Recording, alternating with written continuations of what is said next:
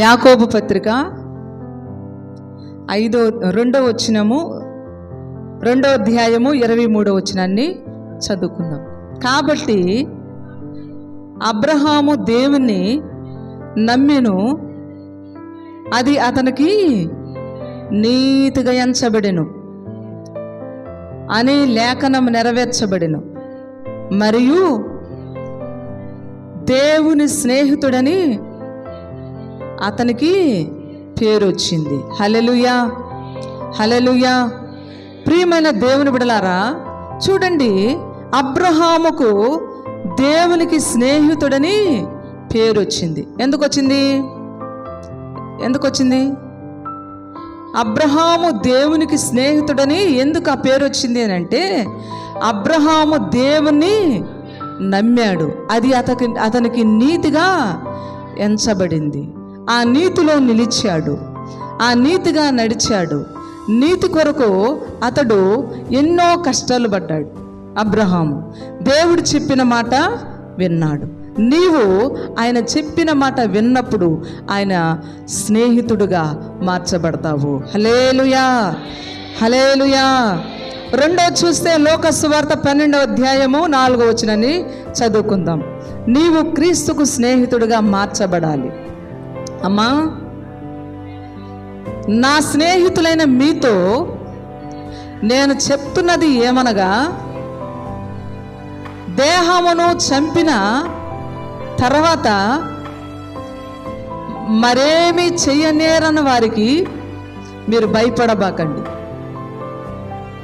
మీరు ఎవరికి భయపడాలో మీకు తెలియచేయుచున్నాను. చనిపోయిన తర్వాత నరకములో పడవేసే వారికి మీరు శక్తి కలిగిన దేవుడు ఉన్నాడే. పైకి మనుషులకు భయపడతా ఉంటావు, అమ్మో నన్ను చంపుతాడేమో, రోగానికి భయపడే ఉన్నారు లేరంటావా, ఇంకా రకరకాల భయాలు, వీటికి మీరు భయపడబాకండి. మీ శరీరమును ఆత్మను చూడండి తీసుకొని వెళ్ళి నరకంలో వేస్తాడే, ఆయనకి మీరు భయపడండి. హల్లెలూయా, హల్లెలూయా. ఆయనకు భయపడేవారు అక్కడే చదవండి, దేవునికి స్నేహితులుగా మార్చబడతారు. ఆయనకు భయపడుతున్న వారు దేవునికి స్నేహితులుగా మార్చబడతారు. ఎవరైతే దేవుని నమ్ముతారో, అది నీతిగా ఎంచబడుతుందో, వారిని దేవుడు స్నేహితుడా అని పిలుస్తాడు. అబ్రహామును స్నేహితుడిగా పిలిచాడు. రెండోది చూడండి, నీ దేహమును నీ ఆత్మను చూడండి, దేహమును చంపే వాళ్ళకి మీరు భయపడబాకండి. ఆత్మను దేహమును రెండు కలిసి నరకంలోకి వెళ్తదే, తీర్పును తీర్చిన తర్వాత వారికి మీరు భయపడి మీరు శక్తి కలిగిన దేవునికి లోబడి ఉండండి అంటున్నాడు. హల్లెలూయా, హల్లెలూయా. మనము శరీరాన్ని చాలామంది చూస్తున్న నరహత్యలు చేస్తున్నారు. ఒక మనిషి ప్రాణాన్ని సునాయాసంగా తీసేస్తున్నారు. మన హైదరాబాదు ప్రాంతంలో మరి చాలా భయంకరంగా 12 కత్తిపోటులు, తన నోట్లో బీరు సీసా పెట్టి భయంకరంగా కొట్టి చంపారు.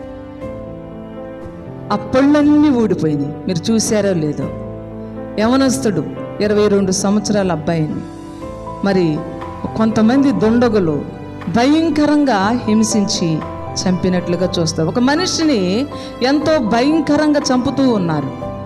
వాళ్ళకు కూడా మీరు భయపడబాకండి. మీ ఆత్మను చూడండి చంపువానికి మీరు భయపడండి అంటున్నాడు దేవుడు. హల్లెలూయా.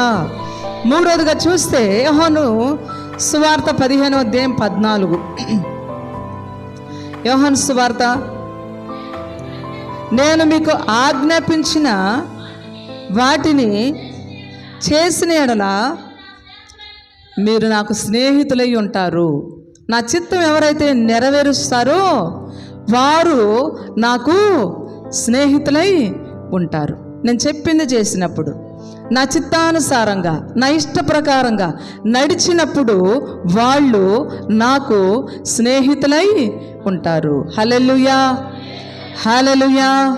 ప్రియ దేవుని బిడ్డలారా, మనము దేవునికి ఇష్టమైన పనులు చేసినప్పుడు, దేవుని చిత్తము నెరవేర్చినప్పుడు, అప్పుడు మనము దేవునికి స్నేహితులుగా, శిష్యులుగా, ఆయన ప్రియులుగా, ఆయన బిడ్డలుగా మనం బ్రతుకుతాము. గట్టిగా చప్పట్లు కూడా దేవుని స్తుతించండి. హల్లెలూయా. మత్తయి సువార్త 7వ అధ్యాయం 21 చూడండి. మత్తయి సువార్త 7వ అధ్యాయం 21. మత్తయి సువార్త 7వ అధ్యాయం 21 వచనం. ప్రభువా ప్రభువా అని 7:21 చదవండి.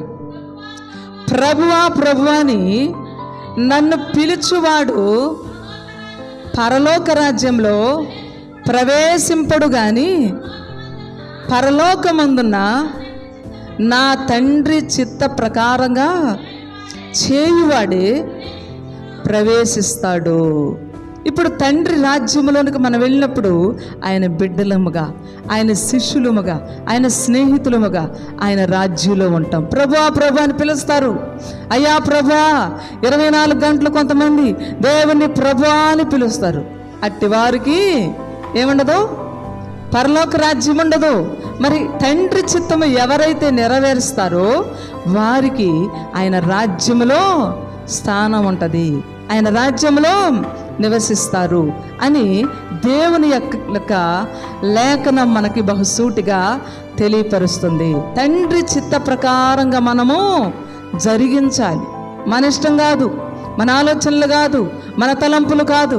తండ్రి చిత్తానికి ఎవరైతే లోబడి ఆయన చిత్తానికి అప్పగించుకుంటారో వారే పరలోక రాజ్యానికి అర్హులు. హల్లెలూయా, హల్లెలూయా. ఇంకా మనం చూద్దాం, వాళ్ళే దేవునికి స్నేహితులు. యోహాను సువార్త 11వ అధ్యాయము 11వ వచనాన్ని చదువుకుందాం. లాజరు దేవునికి స్నేహితుడుగా మార్చబడ్డాడు. ఆయన ఈ మాటలు చెప్పిన తర్వాత మన స్నేహితుడైన లాజరు నిద్రిస్తున్నాడు, వానిని మేలుకొల్పటానికి వెళ్ళుచున్నానని శిష్యులతో చెబుతున్నాడు. ఏమనంటే, మన స్నేహితుడైన లాజరు కొంతకాలము మనకు స్నేహితుడుగా ఉన్నాడు. చూడండి, మన స్నేహితుడైన లాజరు చనిపోయాడు, నిద్రిస్తున్నాడు. అతడు చనిపోయాడు, 4 రోజులు అయిపోయింది. అతను లేపటానికి ఇప్పుడు వెళుతున్నానని ఎవరికి చెబుతున్నాడు? శిష్యులతో చెబుతున్నాడు. ప్రియమైన దేవుని బిడ్డలారా, చూడండి ఇక్కడ ఏమంటున్నాడంటే, లాజరు దేవునికి స్నేహితుడు గనుకనే యేసయ్య లాజరు చనిపోయినప్పటికీ తిరిగి 4 రోజులు దుర్వాసన కొడుతున్నప్పుడు అప్పటికి స్నేహితుడైన యేసయ్య జ్ఞాపకం చేసుకొని లాజరు సమాధి దగ్గరికి వచ్చి అతన్ని, లాజరు లేచి బయటికి రా అంటున్నాడు. చూడండి, యేసయ్యతో స్నేహం చేస్తే మనము చనిపోయినను తిరిగి ఆయన రాకడలో ఆయన స్వరాన్ని, బూర శబ్దాన్ని వింటాము. గట్టిగా చప్పట్లు కూడా దేవుని స్తుతించండి. హల్లెలూయా, హల్లెలూయా.